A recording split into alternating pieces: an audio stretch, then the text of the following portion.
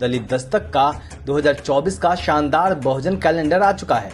Booking के लिए दिए गए नंबर पर व्हाट्सएप करें या ईमेल करें। जय भीम, नमस्कार। मैं हूं अशोक दास। आप देख रहे हैं दलित दस्तक। आज 12 फरवरी को जिस एक बात की सबसे ज्यादा चर्चा है वह है तेजस्वी यादव के भाषण की। सुबह से ही सबकी नजरें बिहार की राजनीति पर थी और जिस तरीके से एमएलए कुछ गायब थे, इधर के भी उधर के भी, कयास लगाया जा रहा था कि होगा क्या, किसके पक्ष में सत्ता आएगी, जो फ्लोर टेस्ट है उसमें कौन पास करेगा, कौन फेल करेगा। एक नजर जीतन राम मांझी की तरफ भी थी। कुछ दिनों पहले नीतीश कुमार ने मुख्यमंत्री रहते हुए जीतन राम मांझी का कहीं ना कहीं अपमान किया था। कहा जा रहा था कि जीतन राम मांझी के पास मौका है उस अपमान का बदला लेने का। कई तरह की बातें हो रही थी, लेकिन तेजस्वी यादव ने जिस तरीके से सवाल उठाए और एक एक बातों पे, एक एक नेताओं पे जो चोट की है, उसकी सबसे ज्यादा चर्चा हो रही है। उसी पे हम बात करेंगे, बिहार की राजनीति पे और तेजस्वी यादव के भाषण पे। हमारे साथ हैं सतीश प्रकाश जी। डॉक्टर सतीश प्रकाश जाने माने सोशल एक्टिविस्ट हैं और राजनीतिक विशेषज्ञ हैं। सतीश जी, तेजस्वी यादव के भाषण पे आपकी पहली प्रतिक्रिया क्या है? पूरा भाषण सुना? नहीं दास साहब, आज मैंने नहीं, तमाम लोग इस बात को देख रहे थे कि आज तेजस्वी यादव क्या बोलेंगे। क्योंकि जब आप सत्ता में रहते हैं तो आमतौर पर आपकी बॉडी लैंग्वेज बहुत ठीक रहती है, लेकिन जिस तरह से सत्ता परिवर्तन हुआ बिहार के अंदर, तो तमाम लोग ये उम्मीद कर रहे थे कि आखिर तेजस्वी यादव क्या बोलेंगे। लेकिन उस विधानसभा में आप देखेंगे कि बड़ी पूर्णता के साथ उनकी बॉडी लैंग्वेज बहुत शानदार है, उनकी जो भाषा है वो बहुत शानदार है, उनके जो तर्क हैं वो बड़े शानदार हैं। और उन्होंने जिस तरह से सवाल उठाए हैं और बाकायदा ये ध्यान रखा है कि तमाम वरिष्ठ लोगों को, जैसे माननीय मुख्यमंत्री जी को बार बार उन्होंने कहा कि आप मेरे चाचा हैं, बड़े हैं और आपने मेरे फादर के साथ काम किया है। तो ये सारी चीजें थी और सब उन्होंने बाकायदा एक एक लीडर का नाम ले लेकर के, तो ये कहीं ना कहीं, मैं नहीं, तमाम जो बहुजन के लीडर्स हैं या बहुजन के जो लोग हैं या सामाजिक रूप से जो कमजोर वर्ग के लिए, उनके लिए कहीं ना कहीं आज का दिन बड़ा बेहतर रहा और उनको एक अच्छा लीडर मिला। क्योंकि आमतौर पे देखेंगे कि जो बहुजनों के लीडर्स हैं उनके तर्क बड़े शानदार होने चाहिए, उनके तथ्य बड़े शानदार होने चाहिए। तो वो सारी चीजें कहीं ना कहीं आज तेजस्वी यादव जी ने जो लगभग पौन घंटे का उनका स्पीच है, तो तमाम लोगों को बहुत सुहा और बहुत अच्छे तरीके से उन्होंने अपनी बात रखी। जी, तो तेजस्वी यादव ने फ्लोर टेस्ट हार गए तेजस्वी यादव, लेकिन क्या लोगों का दिल जीत लिया? नहीं, निश्चित रूप से देखिए, उन्होंने नीतीश कुमार कहीं ना कहीं जीत कर जनता के सामने हार गए, एक्सपोज हो गए। नहीं, आज जिस तरह का मैं वहां देख रहा था, बाकायदा जब कैमरा था, जब वो बोल रहे थे तो बीच बीच में जो नीतीश जी के विजुअल्स भी आ रहे थे, तो आज नीतीश जी की जीत के बावजूद भी उनके चेहरे के जो हाव भाव थे वो कोई बहुत बेहतर नहीं थे। और उनका जो बॉडी लैंग्वेज थी वो भी कहीं ना कहीं, जैसे आमतौर पर नीतीश जी जब बोलते हैं तो वो भी बड़े कॉन्फिडेंस के साथ बोलते हैं, लेकिन आज उनकी बॉडी लैंग्वेज शायद कहीं ना कहीं साथ नहीं दे रही थी। और वो तेजस्वी यादव जैसे एक यूथ, क्योंकि उनके फादर के टाइम पे वो राजनीति है, उनके लगभग बेटे के आसपास की उनकी एज है, तो आज उनके तर्कों का सामना कहीं ना कहीं नीतीश जी नहीं कर पा रहे थे, उनसे आंखें से आंखें मिलाकर के भी बात नहीं कर पा रहे थे। और बाकायदा उन्होंने एक एक लीडर से सवाल पूछा, उन्होंने बाकायदा एक जो है, जो आपके आनंद थे, जो जिन्होंने क्रॉस वोटिंग जो किया है, उनके फादर को लेकर के सवाल पूछा कि भाई आपने कहा था, लेकिन हमने आपके वजह से उनको टिकट नहीं दिया, हमने उनकी गुणवत्ता, उनकी योग्यता के आधार पर टिकट दिया। तो सवाल बहुत तीखे। और जैसे जीतन राम मांझी को लेकर के उन्होंने कहा, हालांकि वो एक तंज था, लेकिन कहीं ना कहीं एक बेहतर मौका था कि जब तेजस्वी यादव विधानसभा के पटल के ऊपर वो बोले और बाकायदा उन्होंने अपने जो जो जो कार्यकर्ता हैं उनके अंदर एक जोश भरने का काम किया। वो सत्ता में नहीं है, इसमें कहीं कोई दो राय नहीं है, वो महसूस कर चुके थे कि शायद जितना जिस तरह का फाइट था।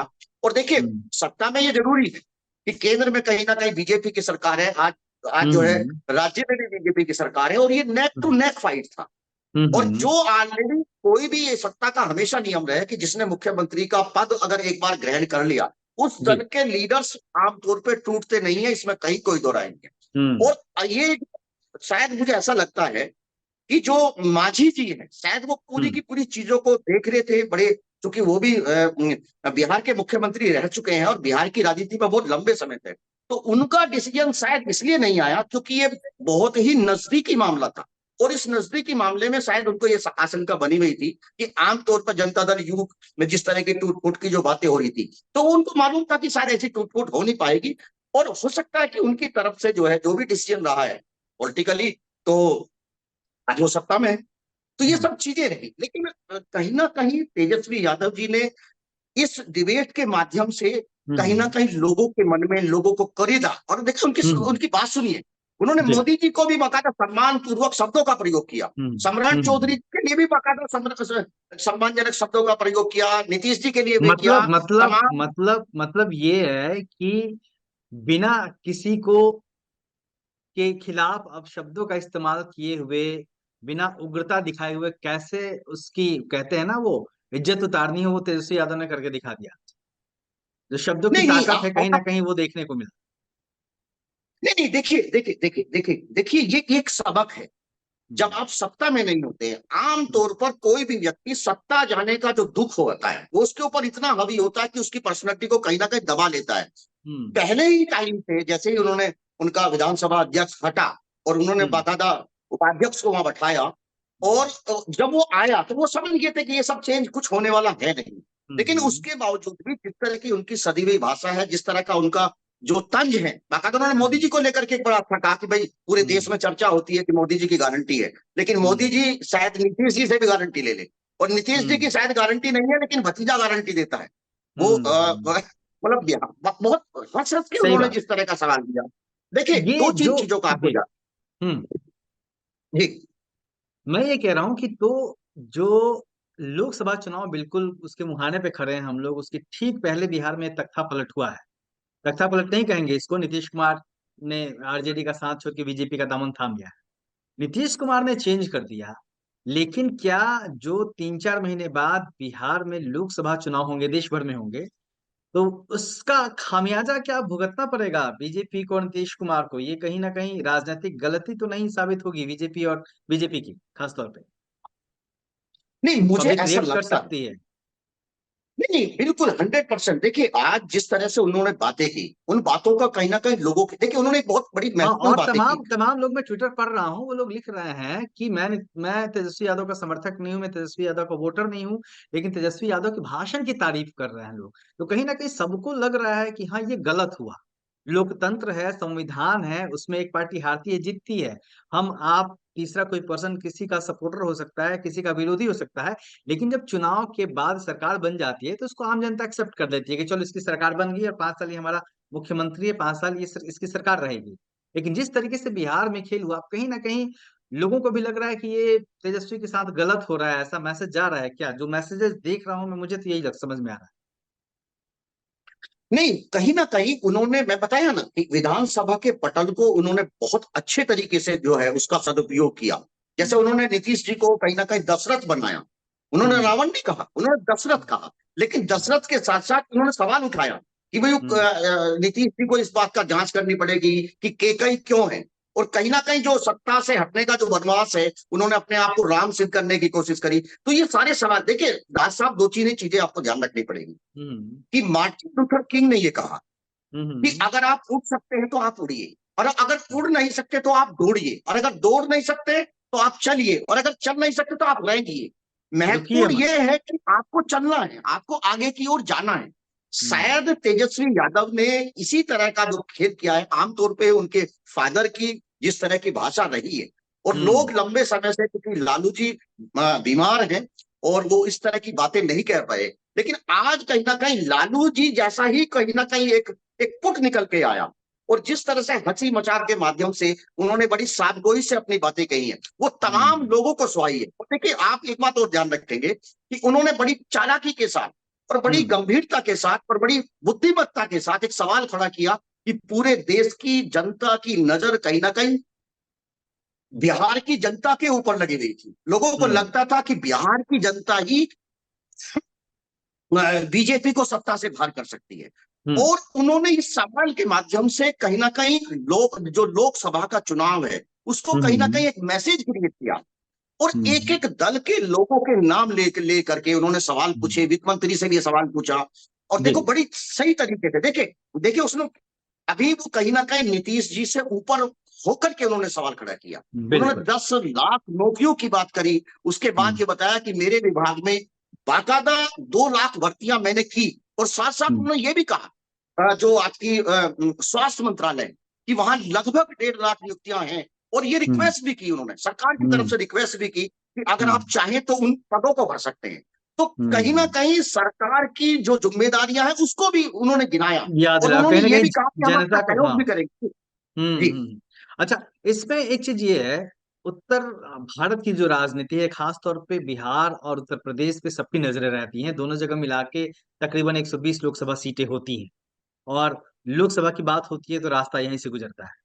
अभी जिस तरीके से आप खुद पश्चिमी उत्तर प्रदेश से आते हैं, जयंत चौधरी ने गठबंधन कर लिया भारतीय जनता पार्टी से, राष्ट्रीय लोकदल ने।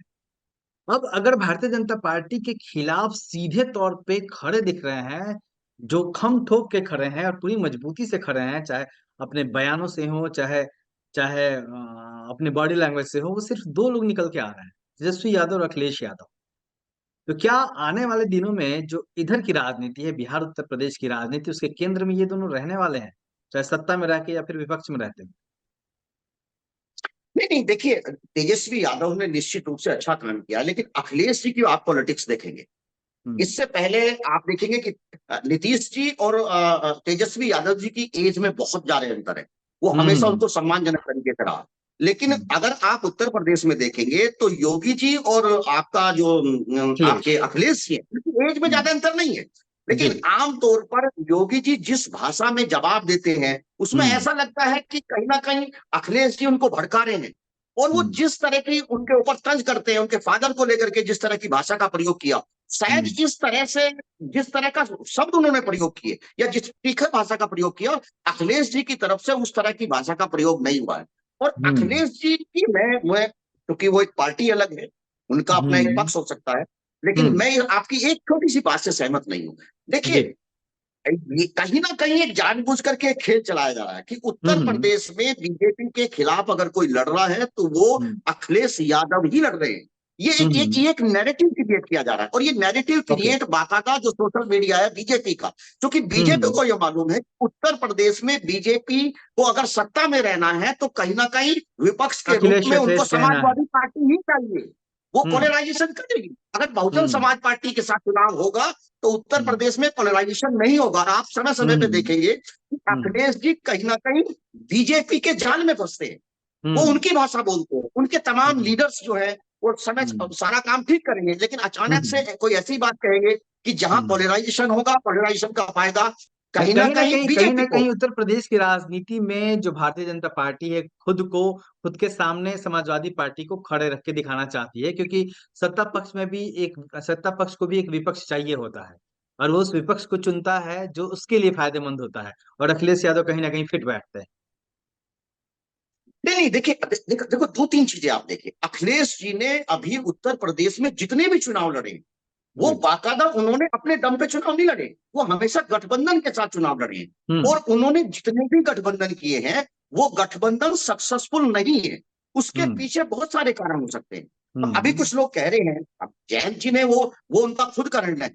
लेकिन आप ये भी देखेंगे ना कि अखिलेश जी ने अगर उनके साथ गठबंधन किया था तो उनको 4 सीटें उन्होंने खुद लड़ने की बात करी, बाकायदा 3 सीटें उनको खुद छोड़ी। तो ये भी चीजें हम्म। है ना, अगर आप हम्म। गठबंधन में कर रहे हैं और आप साथ साथ ये भी कह रहे हैं कि सिंबल आपका होगा, कैंडिडेट हम्म। मेरे होंगे, तो ये सारी हम्म। वजह रही कहीं ना कहीं हम्म। अखिलेश जी की साथ नादानियां नहीं रही पाए, या अखिलेश साथ जी नहीं की पाए, एक अच्छे सहयोगी को अपरिपक्वता, खो दिया। एक अच्छे सहयोगी को खो दिया। देखिए ओके। कहीं ना कहीं हालांकि इस गठबंधन का बीजेपी के ऊपर या उत्तर प्रदेश की राजनीति में कोई प्रभाव नहीं होने वाला। अगर हम्म। आप देखेंगे कि जो जाट समुदाय है, स्पेशली हम्म। जहां जयंत हम्म। चौधरी जी की पॉलिटिक्स है, उसमें हम्म। 70% जाट मतदाता कहीं ना कहीं बीजेपी की तरफ है। इसमें पिछले 4 चुनाव में आप देखेंगे कहीं ना कहीं वो दिखाई दे रहा है, और वो डे बाई हम्म। डे बढ़ रहा है। तो इस हम्म। गठबंधन में अब वो जयंत जी को फायदा होगा या नुकसान होगा, ये तो भविष्य बताएगा। कि हम्म। अगर राजनीतिक रूप से या अपना दल खोएंगे, अगर हो सकता है कि कुछ लोग ऐसे भी हैं जिनको ये बुरा लगा, जाट समाज में भी ऐसे लोग हैं कि जिनको हम्म। लग रहा था कि जो दल है, जो उनकी पहचान था, अब उस पहचान को लेकर के कहीं ना कहीं सवाल रहेगा। और एक हम्म छोटी सी बात मैं आपको कह दूं कि बिहार की राजनीति अगले साल भर में बदलेगी। निश्चित रूप से बीजेपी ये चाहती है। देखिए, बीजेपी दो तरह की पॉलिटिक्स करती है। अगर आप तेलंगाना में देखेंगे तो कहीं ना कहीं जानबूझ करके बीजेपी ने एक ऐसा माहौल बनाया कि वहां उनको सत्ता में कांग्रेस, और हम्म अगली बार केसीआर को उन्होंने जानबूझ करके हटाया। ऐसे ही वो हम्म। उत्तर प्रदेश में करना चाहते हैं। तमाम राज्यों में वो इसी तरह की पॉलिटिक्स करते जी, हैं। तो बिहार जैसे की आप देख, राजनीति को आप किस तरफ बढ़ता हुआ देख रहे हैं? आखिरी सवाल। नहीं देखिए, 2024 के बाद में जब भी हम्म बिहार में चुनाव होगा, उस हम्म बिहार में शायद जनता दल जैसी कोई कोई चीजें होंगी नहीं।